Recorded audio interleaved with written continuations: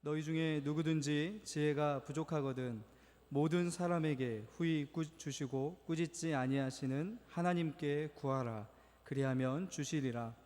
오직 믿음으로 구하고 조금도 의심하지 말라.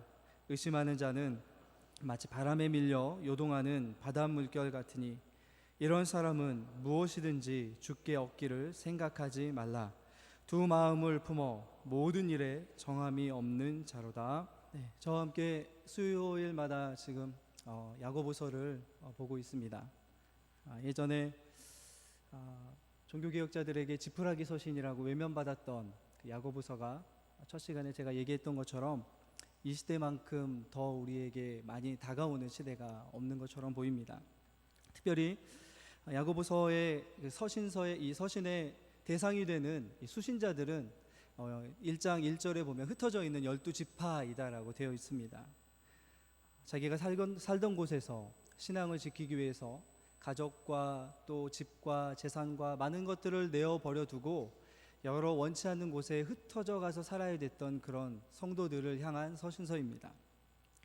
우리가 생각할 때는 좋은 신앙을 선택하였기 때문에 결론은 좋은 것으로, 이렇게 결론이 나는 것으로 아마 생각할 수 있을 겁니다. 복을 받았더라, 아니면 성공하였더라, 잘 되었더라, 하나님이 형통케 하였더라 라고 이렇게 결론이 되어야 되는데 오히려 이들에게 어려움이 찾아왔습니다. 시련과 시험이 신앙을 선택한 이 교회 성도들에게 찾아왔습니다. 당황했을 것이고 또 의아해했을 것입니다. 하나님이 왜 우리에게 이런 시련과 시험을 허락하실까라는 그런 아마 고민들을 해나갔을 것입니다.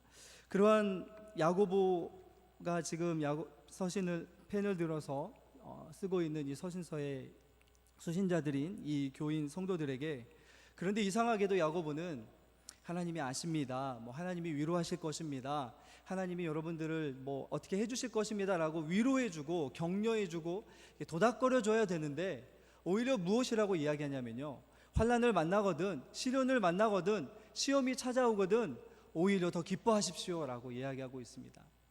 불난집에 부채질하는 것처럼 보입니다. 당근을 줘야 되는데, 사탕을 줘야 되는데 이 채찍을 주고 있는 것처럼 보이는 그런 초반부, 야고보서의 초반부입니다. 사실 야고보도 이 신앙을 지켜간다는 게 얼마나 힘들고 또 옳은 신앙으로 살아가면서도 이 삶의 순간순간 어려움과 시련과 시험이 찾아온다는 것을 너무나 잘 알고 있었습니다. 그런데 그럼에도 불구하고 그 시련과 시험을 넘어섰을 때 오는 영적인 유익이 얼마나 큰지를 알고 있었기 때문에 성도들을 향하여 힘을 내서 기뻐하며 그 고난과 시험을 이겨내십시오라고 이렇게 권면하고 있습니다.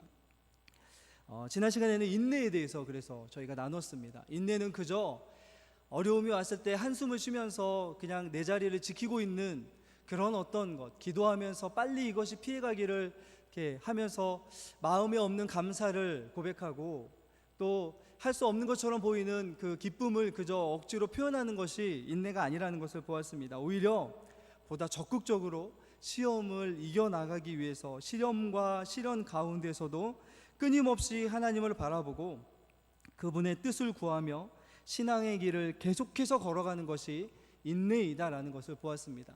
저와 모든 사랑하는 성도 여러분들이 모두가 다 이 인내의 신앙으로 살아가는 여러분들이 되기를 간절히 소망합니다. 하나님의 인내를 원하십니다. 야고보서의 전체의 주제인 이 참된 믿음이라는 것과 관련해서 야고보는 지금 이렇게 인내할 수 있는 믿음이 참된 믿음이다 라고 하는 것을 우리에게 보여주고 있는 것이지요.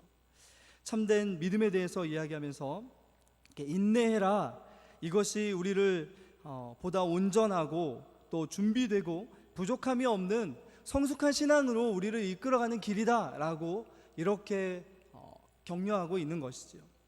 그런데 이전 시간에 보았던 2절에서 4절 말씀을 이렇게 묵상하고 보다 보고 또 듣다 보면 한 가지 우리 안에 이렇게 반문이 솟아납니다. 자연스럽게 떠오르는 반문이 무엇이냐면, 네, 압니다.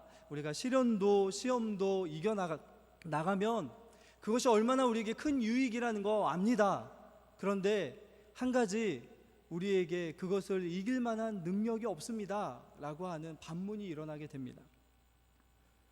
조그마한 시험이거나 조금만 참으면, 조금만 인내하면 될 것처럼 보이는 시험과 시련은 우리가 얼마든지 이겨낼 수 있을 것처럼 보입니다. 하지만 우리가 도저히 감당할 수 없을 것처럼 보이는 시련과 시험이 때때로 우리에게 찾아옵니다. 그때 우리가 이렇게 고백할 수 있을까요? 인내할 수 있습니다 라고 우리가 과연 과감하게 담대하게 이야기할 수 있을까요?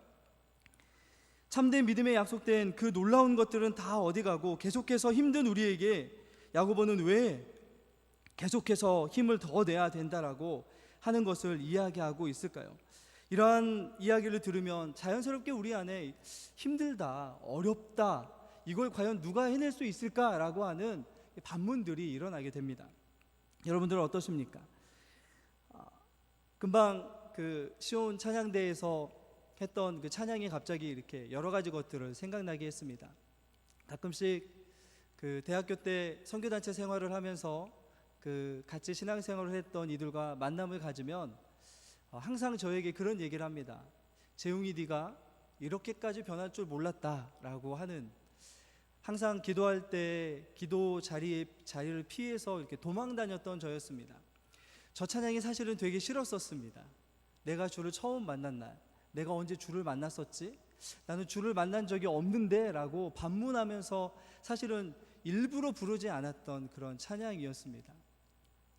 남들은 다 바닥에 무릎 꿇고 앉아서 눈물 뿌려 기도하고 있을 때 저는 그 선교단체 회관이 있는 2층에 박스를 깔고 누워서 자면서 한숨 쉬었던 저였습니다.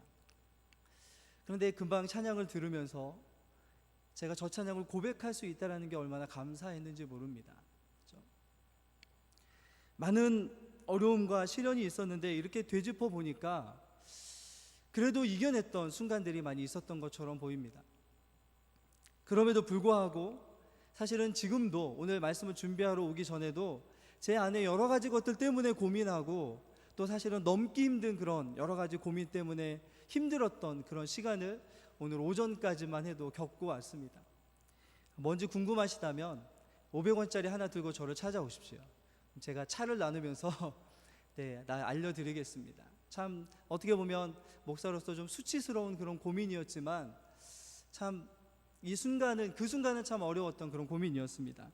오늘 이렇게 우리 자신에게 견디고 인내하라 라고 할 때 불쑥불쑥 일어나는 우리 힘으로는 안 되는데요 라고 하는 반문에 대한 답이 바로 오늘 5절에서 8절 말씀입니다. 어떻게 시험과 시련을 기뻐하면서 인내로 성숙해가는 신앙인이 될 수 있는가 라고 하는 우리 안에 있는 궁금증을 오늘 이제 야고보가 우리에게 그 답을 알려주고 있습니다. 답은 너무나 쉽고 간단하게 주어져 있습니다. 우리 5절 말씀을 한번 더 읽어볼까요? 5절 말씀을 통해서 야고보는 우리에게 그 답을 주고 있습니다. 우리 5절입니다. 같이 읽겠습니다. 시작. 너희 중에 누구든지 지혜가 부족하거든 모든 사람에게 후히 주시고 꾸짖지 아니하시는 하나님께 구하라 그리하면 주시리라 라고 되어 있습니다. 무엇이 우리에게 필요하고 무엇을 주신다고요? 지혜를 주신다고 약속하십니다. 우리가 인내하면서 성숙한 신앙으로 자라가기 위해서 우리에게 필요한 것이 있는데 그것이 바로 지혜라는 것이죠. 그래서 그것들이 우리에게 일어나기 위해서 지혜가 필요한데, 그런데 우리 자신을 바라볼 때 그 지혜가 부족하다고 생각된다면, 인내하기 힘들고 우리가 그럴 수 없는 사람인 것처럼 보인다면, 지혜를 구하되 부족하게 느껴진다면 하나님께 더 구하라 라고 지혜를 답으로 제시하고 있습니다. 여러분, 지혜하면 어떤 것이 먼저 떠오르십니까? 오늘 말씀은 사실은 어렸을 때부터 참 많이 들었던 말씀입니다. 누구든지 지혜가 부족하거든 꾸짖지 아니하시고 후히 주신 하나님께 구하면 우리가 지혜롭게 된다라고 하는 말씀, 특별히 자라나는 우리 자녀들에게 참 많이 이것들을 적용해서 구하는 그런 말씀입니다. 지혜하면 누가 여러분 성경의 인물 중에 떠오르십니까? 아마 솔로몬이 떠오르실 겁니다. 지혜의 사람 솔로몬 떠오를 겁니다. 그는 잠언을 3,000편이나 3,000개나 지었던 지혜의 사람이었습니다. 땅에 있는 풀부터 하늘에 있는 새에 이르기까지 모르는 것이 없을 정도로 지식이 풍성한 사람이었습니다. 특별히 우리가 더 솔로몬이 매력적으로 다가오는 것은 그가 하나님께 지혜를 구해서 얻은 사람이었다는 것입니다. 그래서 지혜하면 그가 떠오릅니다. 또 요셉이 있습니다. 지혜의 사람 다니엘이 있습니다. 지혜하면 그들이 떠오릅니다. 그런데 우리가 지혜를 떠오르면서 이런 사람들을 떠올리는 것은 본능적으로 그들에게 공통점이 있기 때문입니다. 저는 그렇게 생각합니다. 어떤 공통점이냐면 그들이 성공한 인생이었다는 것이죠. 지혜를 통해서 성공한 인생이었습니다. 요셉이 지혜를 먼저 떠오르기 전에 우리는 총리라는 직분이 먼저 떠오릅니다. 다니엘도 마찬가지입니다. 솔로몬도 왕이 먼저 떠오릅니다. 우리는 이렇게 지혜를 가끔씩 연결시킬 때가 있습니다. 그런데 여러분, 성경의 창세기 1장 1절부터 요한계시록까지 뒤집어 보면 공부를 잘하게 하기 위해서 지혜를 구하라는 성경 말씀은 한 구절도 없습니다. 공부를 잘해서 성공해야 되기 때문에 지혜를 구하라는 말씀은 단 한 구절도 없습니다. 지혜에 대해서는 절대 그렇게 이야기하고 있지 않습니다. 지혜는 그런 것이 아니라는 것이죠. 성경은 우리에게 우리가 알고 있는 일반적인 지혜를 구하라고 이야기하고 있지 않습니다. 만약에 그렇다면 믿음으로 신앙을 인내하면서 걸어가는데 좋은 머리가 필요하다는 것이죠. 머리가 좋은 사람이 신앙이 좋은 사람이 되는 것이죠. 지식이 많고 우리가 세상적으로 지혜가 많은 사람이라고 하는 그 기준으로 생각할 수 있는 사람이 신앙이 좋은 사람이 되어야 됩니다. 그것이 아니죠. 얼마 전에 어떤 책을 읽다가 지혜에 대해서 이렇게 정의하는 것을 보았습니다. 지혜를 이렇게 정의했더라고요. 지혜는, 구약에서 말하는 지혜는 인생이라는 집을 그것을 설계해 주신 집주인 되시는 하나님의 설계도대로 잘 지어 나가려고 하는 마음과 능력이 지혜이다 라고 하는 정의였습니다. 여러분, 이것에 동의하십니까? 동의할 수 있으시겠습니까? 내 삶이 내 것이 아니라 하나님이 주신 선물이고 하나님께서 내 삶을 계획하셨기 때문에 그 계획하신 하나님의 계획대로 하나님의 뜻을 우리의 삶에 이루면서 그분이 주신 말씀대로 그 말씀대로 살아가려고 노력하는 것이 바로 지혜라는 것이죠. 말씀 안에서 하나님의 뜻을 발견하고 삶과 세상을 이해할 수 있는 능력이 바로 성경에서 이야기하는 지혜입니다. 머리가 좋아서 요셉이 지혜로운 자가 아니었습니다. 하나님 앞에서 올바로 살려고 그렇게 노력했기 때문에 그가 지혜로운 사람이라고 성경이 이야기하는 것이죠. 다니엘도 마찬가지입니다. 그에게 받은 하나님이 주신 지혜 때문에 그가 지혜로운 자가 아니라 포로가 되었던 곳에서 얼마든지 세상과 타협하면서 살아갈 수 있었음에도 불구하고 그는 하나님의 뜻을 끊임없이 구하면서 그 뜻대로 살아가려고 모든 것을 내려놓고 살아갔기 때문에 성경은 다니엘을 지혜로운 자다라고 우리에게 이야기해 주는 것이죠. 그래서 여러분, 지혜를 성경에서는, 구약에서는 여호와를 경외하는 것이 지혜다라고 이야기합니다.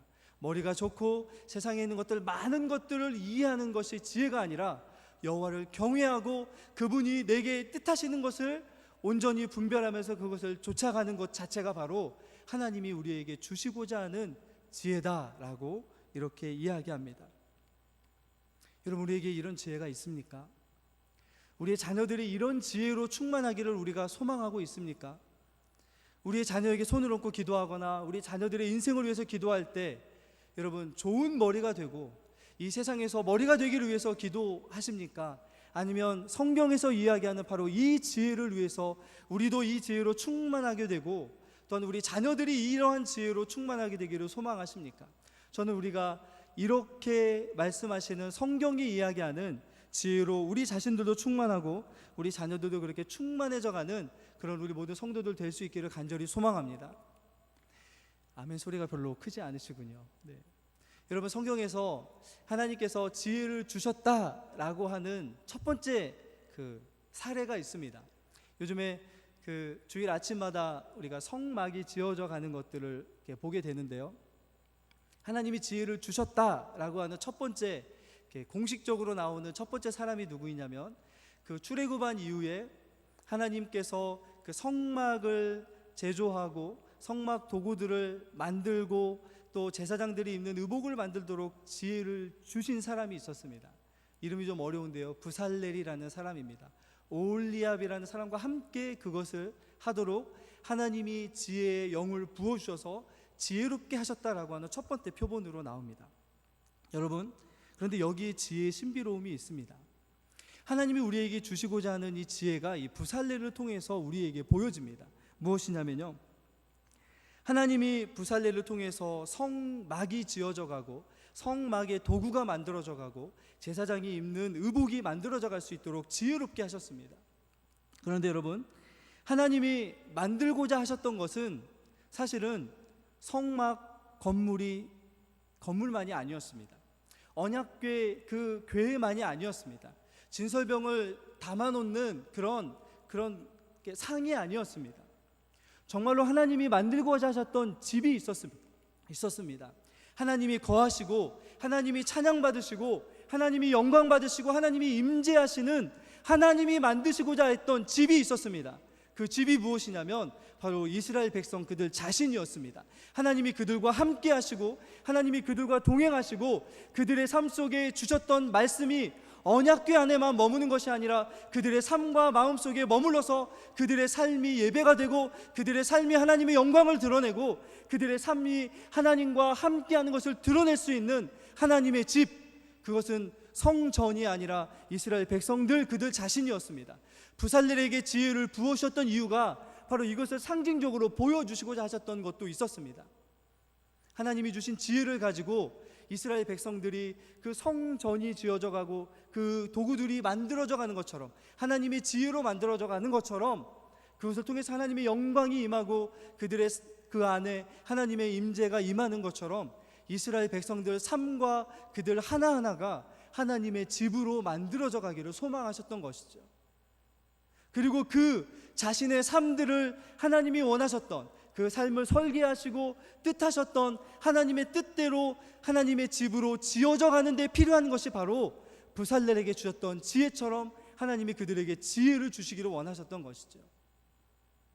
하나님이 이스라엘 백성에게 주시고자 하셨던 것이 바로 그 지혜였습니다. 그저 성전에 와서 예배하는 신앙이 아니고 그들의 삶 자체가 하나님이 거하시는 집으로 지어져 가기를 원하셨던 것이죠. 그래서 잠언 9장 10절에 보면, 이 지혜서라고 하는 잠언 9장 10절에 보면 지혜를, 하나님을 경외하는 것이 지혜의 근본이다라고 이야기하는 것입니다. 여러분, 집에 돌아가셔서 잠언 8장과 9장만 잠깐 좀 보셨으면 좋겠습니다. 잠언 8장에 어떤 말씀이 담겨져 있냐면요, 잠언 9장 10절이 여러분이 잘 알고 있는 여호와를 경외하는 것이 지혜의 근본이다라고 되어 있습니다.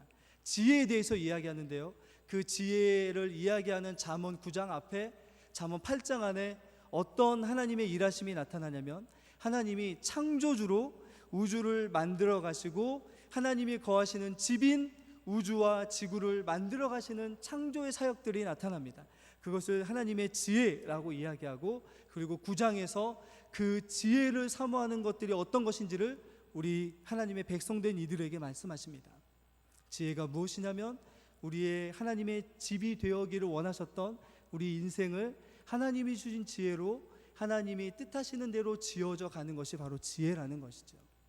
머리가 좋으니 또 특별히 많이 배우니가 지혜로우니가 아니라 바로 이 지혜를 소망하면서 구하면서 내 삶이 하나님의 뜻대로 지어져 가고 하나님이 설계하신 대로 지어져 가고 하나님이 계획하신 대로 지어져 가기 위해서 내 삶을 내어드리고 하나님께 그것을 소망하며 나아가는 것 자체가 바로 구약에서 이야기하는 지혜입니다. 여호와를 경외하면 얻을 수 있는 지혜입니다. 그분을 찾고 사랑하고 그분을 바라보고 구할 때 주시는 것이 바로 이 지혜입니다. 여러분, 마찬가지입니다. 오늘 야고보가 신약의 백성된 우리에게 이 지혜를 구하라고 동일하게 이야기합니다.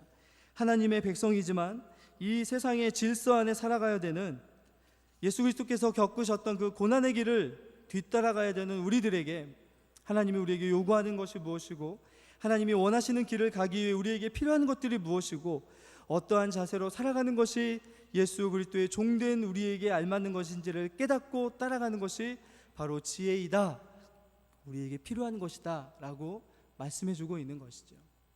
좋은 머리가 되라, 많은 것을 깨달아라, 많은 것을 이해하라 라고 이야기하는 것이 아니라 바로 이것을 이해하고 이것을 우리 삶에 이루기 위해서 우리의 삶에, 우리 인생의 집을 올바로 지어가라 라고 우리에게 지혜가 무엇인지를 보여주고 있습니다.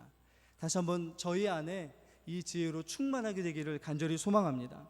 구원받아 하나님의 성전인 우리들, 하나님을 예배하는 하나님의 집이 된 우리의 인생에서 하나님은 이 지혜로 우리들을 채워주시기를 원하시는 것이죠. 여러분, 그렇다면 이 지혜를 우리가 어떻게 얻을 수 있을까요? 어떻게 우리가 얻을 수 있을까요? 5절 말씀을 다시 한번 보실까요? 야고보는 우리에게 너무나 간단하게 이야기합니다. 너희 중에 누구든지 지혜가 부족하거든 모든 사람에게 후히 주시고 꾸짖지 하시는 하나님께 어떻게 하라고요? 구하라. 그리하면 어떻게 하시겠다고요? 주시겠다라고 이야기합니다. 너무나 간단합니다. 구하면 주시겠다는 약속이 주어져 있다는 것입니다. 구하면 받을 수 있습니다. 왜냐하면 하나님이 바로 그런 분이시기 때문입니다. 하나님은 구하는 자에게 주시는 분이십니다. 그것도 그냥 주시는 것이 아니라 어떻게 주신다고요? 후히 주신다고요. 후히 주신다고요. 여러분, 이 후히라는 말, 우리는 막 넘치도록 정말 많이, 정말로 이렇게 풍성하게 주신다라고 생각할 수 있습니다. 맞습니다. 그런데 여러분, 이 후히라는 말은 이런 말입니다.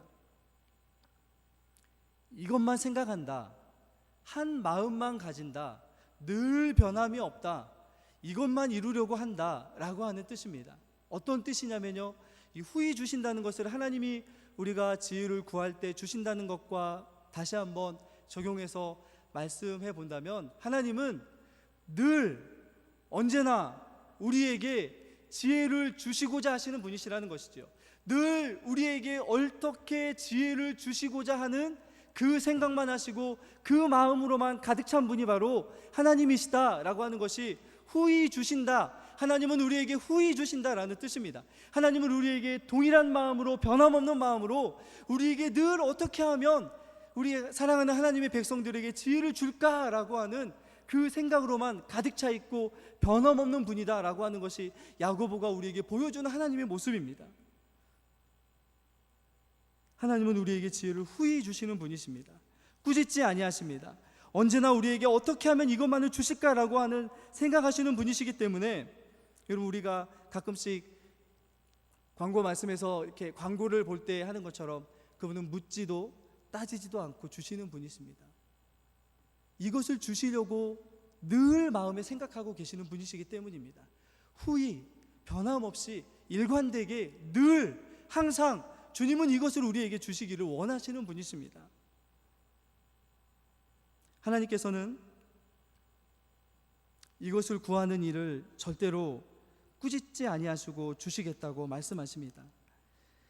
왜냐하면 하나님은 우리를 온실 속의 화초로 이 땅에서 살아가기를 원하지 않으시기 때문입니다. 우리가 2절에서 4절까지 보았던 것처럼 주님은 우리를 이 땅에서 이 세상의 악한 질서를 살아가면서, 질서 속에 살아가면서 그냥 고의 온실 속에 살아가는 그런 고운 존재가 아니라 마치 광야에 피는 잡초와 들풀처럼 강하고 끈질기게 살아가는 그러한 신앙인으로 자라기를 원하십니다. 그래서 늘 우리가 주기도문에서 고백하는 것처럼 뜻이 하늘에서 이루어지는 것처럼, 주님, 내 삶에서 하나님의 뜻이 내가 살아가는 이 땅에서 나를 통해서 이루어지기를 원합니다 라고 하는 그 고백을 하나님께 드리며 살아가는 이에게 하나님은 지혜를 주셔서 더욱더 고난을 통과하게 하시고, 더욱더 고난을 맞닥뜨리게 하시고, 더욱더 시련과 시험과 아픔과 어려움을 그저 뒤로 피하고 옆으로 피하는 존재들이 아니라 그것들을 이겨나가면서 인내하면서 그 안에서 하나님의 영광을 드러낼 수 있는 그러한 하나님의 사람들로 우리들을 빚어가시고 우리들을 이끌어가시고, 그것을 통해서 후히 주시는 하나님을 더욱더 경험하기를 원하시는 분이 바로 오늘 야고보가 우리에게 보여주시는 하나님의 모습인 것이죠. 여러분, 이러한 하나님을 우리가 만나고 있습니까? 우리가 구하는 기도의 제목들과 야고보가 구하기를 원했던 우리 기도의 제목들이 얼마나 같은지 모르겠습니다. 그런데 여러분, 5절 말씀에서는 이렇게 우리에게 놀라운 약속이 주어져 있는데요, 우리 6절에서 8절로 넘어가면 왠지 앞에 있는 이야기와 다른 이야기를 하는 것처럼 보입니다. 우리 6절 말씀을 다시 한번 읽겠습니다. 우리 6절, 7절, 8절인데 우리 다시 한번 읽겠습니다. 시작. 오직 믿음으로 구하고 조금도 의심하지 말라. 의심하는 자는 마치 바람에 밀려 요동하는 바닷물결 같으니 이런 사람은 무엇이든지 주께 얻기를 생각하지 말라. 두 마음을 품어 모든 일에 정함이 없는 이로다 라고 말씀하십니다. 앞에서는 조건도 없이 다 주시는 분인 것처럼 이야기하는데 6절에 가서는 갑자기 조건을 이야기하는 것처럼 보입니다. 어떤 조건입니까? 절대 어떻게 기도해서는 안 들어주신다고요? 의심하고 기도해서는 안 들어주신다고요. 여러분, 여기서 사실은 우리는 한 가지 또 우리 안에 반문이 일어나야 됩니다. 여러분들은 어떤지 모르겠지만 저는 100% 확신하고 기도해 본 적이 별로 없는 것 같습니다. 하나님이 정말 이걸 들어주실까? 내가 정말 옳은 기도를 하는 것일까? 하나님께 기도하는 것이 맞는 것일까?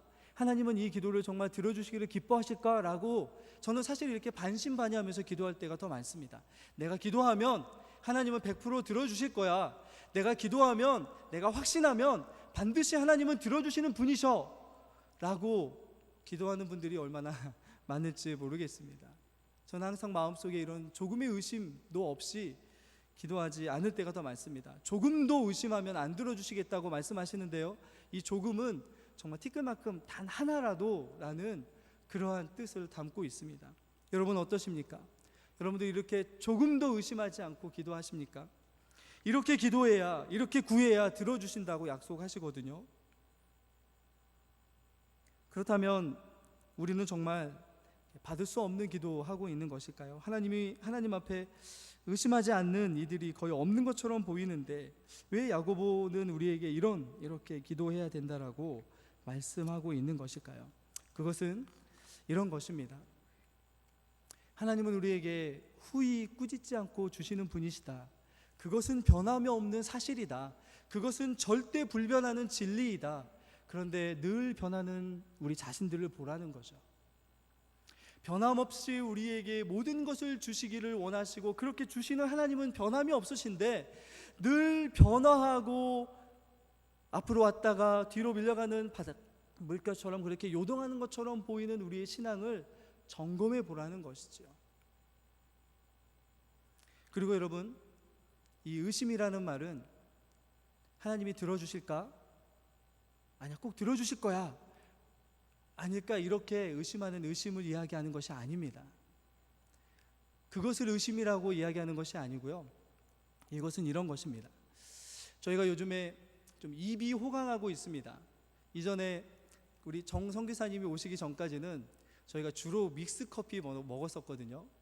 그런데 요즘에는 참 좋은 커피를, 좋은 원두를 갈아가지고 먹고 있습니다. 그래서 어떤 그 다른 커피숍에 가서 커피를 마시면 입에 맞지가 않더라고요. 너무 입이 고급지게 돼버린 것 같습니다. 그런데 이 의심한다라는 말이 이 커피를 생산할 때 원두를 따서 말려서 껍질을 벗기고 그것을 다 마르면 어떻게 하죠? 좋은 원두와 좋지 않은 것을 골라내죠. 그죠? 선택하게 됩니다. 좋은 것과 나쁜 것을 선택하는 것인데요, 이 의심한다라는 말은 선택한다라는 뜻이 있습니다. 이게 좋은 것인지 선택하는 것을 의심한다라는 것입니다. 이게 되게 좋은 것일까? 아니, 이게 되게 좋은 것일까? 라고 이렇게 생각하면서 좋은 것과 나쁜 것을 구별하고 선택하는 것이 의심한다라는 것입니다. 사실은 의심한다라는 것은 우리가 살아가면서 좋은 것입니다. 의심해 봐야 됩니다. 그런데 야고보는 우리에게 의심하지 말라라고 이야기하고 있거든요. 이것은 어떤 것을 이야기하는 것이냐면 우리가 좋은 대로 우리가 좋은 것을 구별해 놓지 말아라는 것입니다. 어떤 것이냐면 하나님은 하나님의 뜻을 우리에게 보여주십니다. 이렇게 살아야 되는 것이 신자의 인생이고 성도의 인생이고 하나님은 우리가 그렇게 하나님의 집으로 살아가기를 원하셔 라고 말씀을 통해서 보여주십니다. 그런데 우리가 그것을 선택하는 것이죠. 이것이 의심입니다. 이게 되게 좋은 것일까? 하나님은 내게 이걸 좋은 것이라고 주셨는데 이게 내가 살아가는데 정말 좋은 것일까?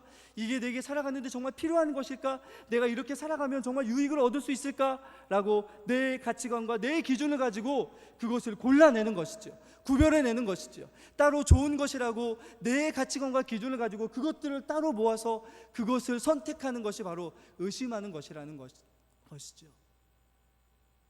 수많은 성도들이 이러한 모습들을 가지고 살아갑니다.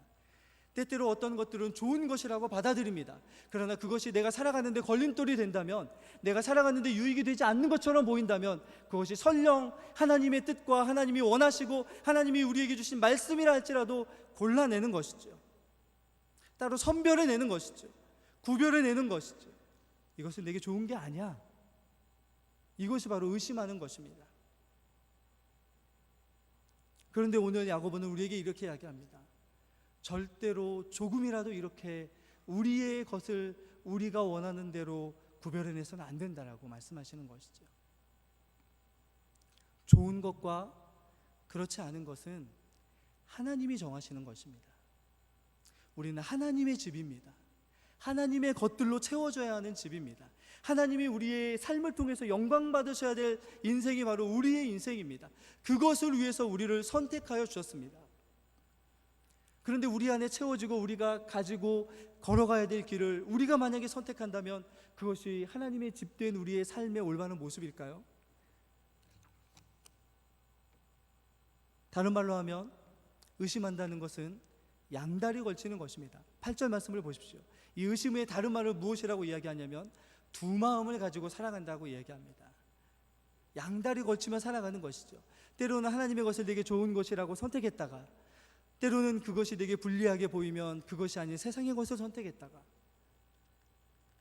내가 좌우하고 좌지우지하는 그러한 양다리 걸치는 인생, 그 인생을 의심하는 인생이고 두 마음을 가지고 살아가는 인생이다라고 이렇게 이야기하고 계십니다.